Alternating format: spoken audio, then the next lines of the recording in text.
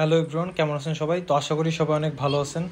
তো আজকে যাব হচ্ছে রাশিয়ার ভরোনেজ শহর থেকে রাশিয়ার সাউদার্ন পার্ট রস্তবন ডন শহরে। তো আজকের জার্নিটা হচ্ছে মূলত ট্রেন জার্নি এবং এটা হচ্ছে ভরোনেজ শহরে রেলওয়ে স্টেশন এবং এখান থেকে আজকে আমি হচ্ছে ট্রেনে করে রস্তবন ডন শহরে যাব। তো এটা হচ্ছে আমাদের ট্রেন এবং ট্রেন হচ্ছে 12:50-এর দিকে ছাড়বে। তো আমরা বাইরে কিছুক্ষণ ওয়েট করতেছিলাম। আমার ফ্রেন্ডরা আমাকে হচ্ছে বিদায় দেওয়ার জন্য তারা এখানে সবাই আসছিল এবং অনেকগুলো ব্যাগ ছিল আমার। তো সব কিছু ট্রেনে ওঠানোর পর আমি প্রায় 3-4 ঘন্টা একটা ঘুম দিই, কারণ অনেক টায়ার্ড ছিলাম। আর এটা হচ্ছে সকালের ভিডিও। চারিদিকের পরিবেশটা অনেক সুন্দর লাগতেছিল এবং প্রচুর গাছপালা এবং আকাশটা একটু রৌদ্রোজ্জ্বল ছিল। তবে জার্নিটা আমি বেশ উপভোগ করতেছিলাম। আর রাশিয়া অনেক বনভূমি বা গাছপালা দিয়ে আচ্ছাদিত। আর এই জার্নিটা প্রায় 12 ঘন্টার ছিল এবং এটা হচ্ছে ট্রেনের ভিতরের বেলকনি বা বারান্দা এবং এটা একটু চিকন ছিল এবং এটা হচ্ছে ট্রেনের একটা কামরা। আর এটাকে রাশিয়ান ভাষায় বলে বাগন। এটা হচ্ছে 8 নাম্বার বাগন বা কামরা বলতে পারেন। তো এটা হচ্ছে আমার রুম। এটা হচ্ছে ট্রেনের সেকেন্ড ক্লাস বিশিষ্ট একটা সিট বা রুম। তো এখানে হচ্ছে এক রুমে 4 জন এবং আমার যারা রুমমেট আছে একজন আছে। তো উনি হচ্ছে একটু মেবি ওয়াশরুমে গেছে বা একটু বাইরে গেছে। তো এই তো ট্রেনের ভিতর থেকে বাইরের পরিবেশটা খুবই চমৎকার লাগতেছে। আর আমি রুমে বসে বসে একটু বাইরের পরিবেশগুলো দেখতেছিলাম। আর আপনারা অনেকেই বলতে পারেন যে আমার মাথায় এটা কি, তো এটা সম্পর্কে একটু বলি আপনাদেরকে। এই যে আমার সামনে যে একটা ভদ্রলোক বসে আছেন, তিনি আমার ট্রেনে একজন রুমমেট। তো তিনি হচ্ছে রাশিয়ার একজন ওয়াগনার গ্রুপের সদস্য। প্রথমে আমি তাকে চিনতে পারিনি, পরে তিনি তার ড্রেস পরে এবং সে তার ক্যাপটা আমার মাথায় পরিয়ে দেয় এবং এই ব্যাজটা সে আমাকে গিফট করে দেয় এবং এটা পেয়ে আমি অত্যন্ত খুশি হই, কারণ একজন ওয়াগনার গ্রুপের সদস্যের কাছ থেকে এরকম একটা গিফট পাওয়া অনেক, আসলে এটা আমি নিজে অনেক লাকি। তো যাই হোক, ওয়াগনার গ্রুপ সম্পর্কে আমি একটু বলি। তো আপনারা যারা রাশিয়ার একটু খোঁজখবর রাখেন বা বিগত ইউক্রেন যুদ্ধে আপনারা রাশিয়ার অনেক খোঁজখবর রাখেন, তো আপনার ওয়াগনার গ্রুপ সম্পর্কে একটু হলেও জানেন। ওয়াগনার গ্রুপ হলো একটি রুশ আধা সামরিক সংস্থা বা প্রাইভেট মিলিটারি কোম্পানি, বা এটি হচ্ছে রাশিয়ার একটি ভাড়াটে সৈনিকদের একটি নেটওয়ার্ক। এটি 2014 সালে ইউক্রেনের ক্রিমিয়া দখলের পর থেকে আন্তর্জাতিক বিভিন্ন দৃষ্টি আকর্ষণ করতে শুরু করে। ওয়াগনার গ্রুপের সদস্যরা বিভিন্ন দেশে যেমন সিরিয়া, লিবিয়া এবং আফ্রিকার কিছু অঞ্চলে সামরিক কার্যক্রমে অংশগ্রহণ করেছিল। আর এই ওয়াগনার গ্রুপের সদস্যরা সাধারণত বিভিন্ন ধরনের সামরিক প্রশিক্ষণপ্রাপ্ত এবং তারা বিভিন্ন ধরনের অস্ত্র ব্যবহার করতে সক্ষম এবং এই গ্রুপটা আসলে খুবই ফেমাস রাশিয়াতে এবং তারা ইউক্রেন যুদ্ধে অনেক বিজয় এনে দিয়েছে রাশিয়ার পক্ষে। আর এই যে এগুলো হচ্ছে ছোট ছোট বাড়ি বা এগুলো রাশিয়ার আপনি গ্রাম বলতে পারেন। তো এইখানে অনেক কম বাড়ি ঘর আর প্রচুর গাছপালা, তো মানুষজনও খুবই কম এখানে। আর এখানে কোনো একটা কাজ চলতেছে, ভেকু গাড়ি দিয়ে এইখানে মাটিগুলা বা বালুগুলা সরানো হচ্ছে। আর এখানে বালু বা মাটির একত্রিত এখানে বড় একটা পাহাড়ের মতো হয়ে আছে। তো আশা করি আপনাদের আজকের ভিডিওটা অনেক ভালো লাগবে এবং সম্পূর্ণ জার্নিটা আজকে আমার সঙ্গে উপভোগ করুন।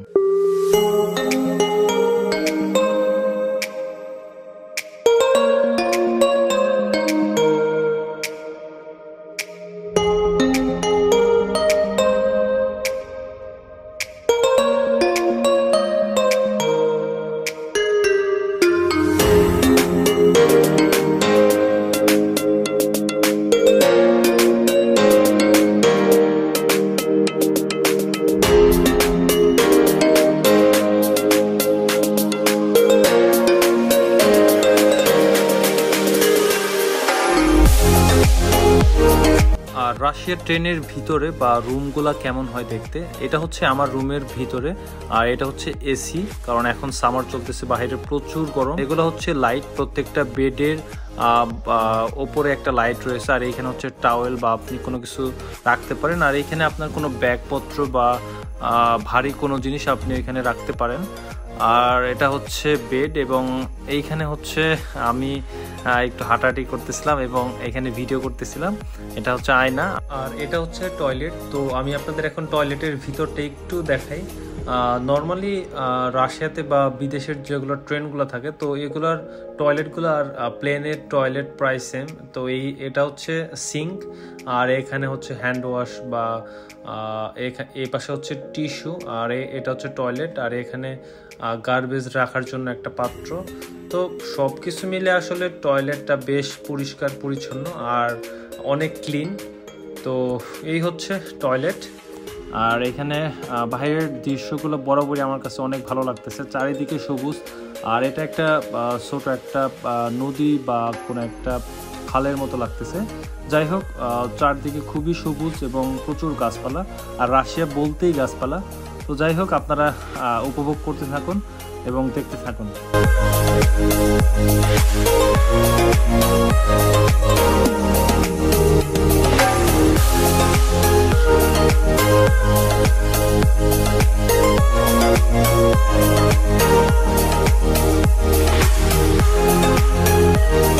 ট্রেনের ভিতর থেকে বাহিরের দৃশ্যগুলো মনোমুগ্ধকর, এবং এখানে আমার কিছু খাবার রয়েছে।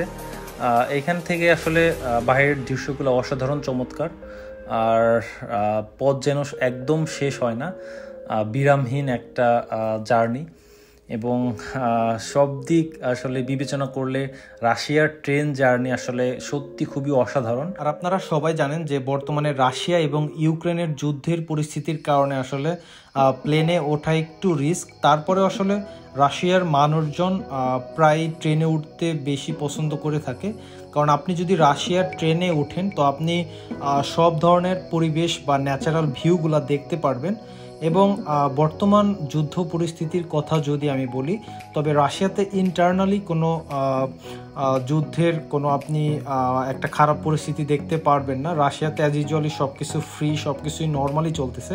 তো এখানকার মানুষজন একদমই সেফ। আর এটা আমাদের ট্রেনের পাশ দিয়ে একটি মালবাহী ট্রেন যাচ্ছে। আর রাশিয়ার মানুষজন ট্রেনে ভ্রমণ করতে বেশ পছন্দ করে থাকে, কারণ এই ট্রেন নিয়ে রাশিয়ার একটি গৌরবময় একটি ইতিহাস রয়েছে।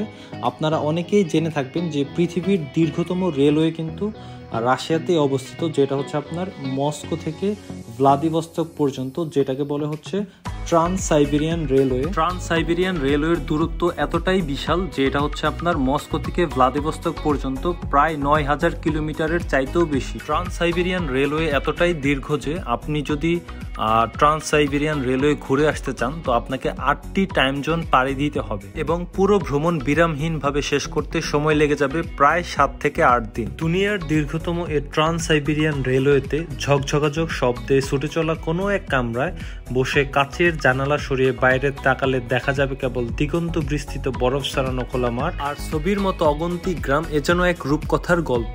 তাই কেই বা না চাই এরকম একটা ভ্রমণ করতে। তো আপনারা যারা এরকম একটা ভ্রমণ করতে চান, আপনারা চাইলে রাশিয়া আসতে পারেন। তো শুধু ট্রান্স সাইবেরিয়ান রেলওয়ে না, সো এর বাইরে রাশিয়াতে দেখার মতো অনেক কিছুই রয়েছে বা ভ্রমণ করার মতো অনেক কিছুই রয়েছে। আর এখন আমি ট্রেনের ভিতরে একটু হাঁটাহাঁটি করতেছিলাম, আর এই যে হচ্ছে সেই আমার রুমমেট, যে হচ্ছে ওয়াগনার বাহিনীর একজন সদস্য। তো তার পাশে আরও ২ জন এইখানে দাঁড়িয়ে রয়েছে, বাইরের দৃশ্যগুলো দেখতেছে বা তারা একটু গল্প করতেছে, এবং সব কিছু মিলে আমার কাছে বেশ ভালোই লাগতেছে। তো অবশেষে ১১ ঘন্টা জার্নি শেষ করে আমরা রস্তভ অবলাস্টে চলে এসেছি। তো অবলাস্ট বলতে আপনারা রাজ্য বা স্টেট বা যেটাই বলেন। তো এখান থেকে আরও প্রায় ১ ঘন্টা সময় লাগবে রস্তভ মেন শহরে যেতে, বা যেখানে হচ্ছে রেলওয়ে স্টেশন। তো এইখান থেকে আসলে দেখা যাইতেছে যে বড় বড় বিল্ডিংগুলা, বা আপনারা প্রায় এর আগে একটাও বিল্ডিং দেখতে পান নাই, সেইখানে শুধু গ্রাম আর গ্রাম বা ছোট ছোট বাড়ি। তো যাই হোক, আর কিছুক্ষণ পর আমরা রস্তভ স্টেশনে চলে যাব। তারপর আমি আপনাদেরকে সেইখানে যে আশেপাশে একটু দেখানোর ট্রাই করব।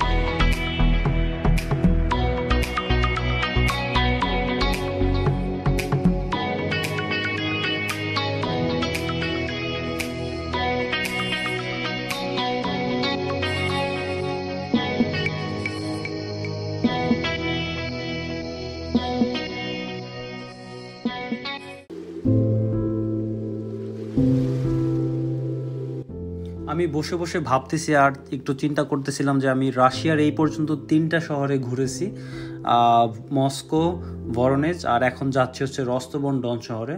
তো আমার কাছে সবগুলো শহরই বেশ ভালো লাগছে, কারণ মস্কো হচ্ছে ক্যাপিটাল আর ভরনেজ বাংলাদেশিদের জন্য অনেক ফেমাস একটা শহর। তো ভরনেজও আমার কাছে বেশ ভালো লাগছে। এখন যাচ্ছি হচ্ছে রস্তভ-অন-ডন শহরে। আর এই শহরটিও রাশিয়ার অনেক জনপ্রিয় একটি শহর। আর বাইরের দৃশ্যগুলো যতই দেখতেছি আমি ততই আসলে অবাক হয়ে যাই যে বাইরের পরিবেশগুলো এত সুন্দর আর মনোমুগ্ধকর। আর এটা হচ্ছে রস্তভ শহরের মেন সিটি। তো ভালোই লাগতেছে আসলে, প্রায় 10 থেকে 12 ঘন্টা পর আসলে রস্তভ-অন-ডন শহর দেখতে পেলাম। চারিদিকে উঁচু উঁচু বিল্ডিং, গাড়ি, তো সব মিলিয়ে বেশ ভালোই লাগতেছে। খুবই এক্সাইটিং একটা মোমেন্ট লাগতেছে আমার কাছে। তো আর কিছুক্ষণ পরে আমরা রস্তভ-অন-ডন শহরের স্টেশনে পৌঁছে যাব। সামনে আমি আরও অনেক রস্তভ-অন-ডন শহর নিয়ে আপনাদের মাঝে ভিডিও দিব, তো আপনারা অবশ্যই ভিডিওগুলো দেখবেন এবং আমাকে কমেন্ট সেকশনে জানাবেন যে রস্তভ-অন-ডন শহরটি দেখতে কেমন। এবং আর কিছুক্ষণ পরে আমরা স্টেশনে পৌঁছে যাব। তো এটা হচ্ছে রস্তভ রেলওয়ে স্টেশন। তো আমরা অলরেডি পৌঁছে গিয়েছি, এখন আর 2-3 মিনিট লাগবে সর্বোচ্চ। তো এখানে হচ্ছে আমাকে রিসিভ করতে আসছে আমার স্থানীয় রাশিয়ান একটা ফ্রেন্ড আছে রস্তবে, তো সে আসছে এবং হচ্ছে আকাশ ভাই, এই দুইজন হচ্ছে আমাকে রিসিভ করতে আসছে। আর ওই দূরে দেখা যাচ্ছে ওগুলো হচ্ছে বিল্ডিং এবং রস্তভ সেন্টার। আর এখানে কিছু ট্রেন থামানো রয়েছে। আর রস্তভ-অন-ডন শহরের রেলওয়ে স্টেশনটা খুবই বড়। তো এখন হচ্ছে আমি ট্রেন থেকে নামবো এবং নেমে আপনাদেরকে আমি তারপর একটু আশেপাশের দৃশ্যগুলো একটু দেখাবো। সো সাথেই থাকুন।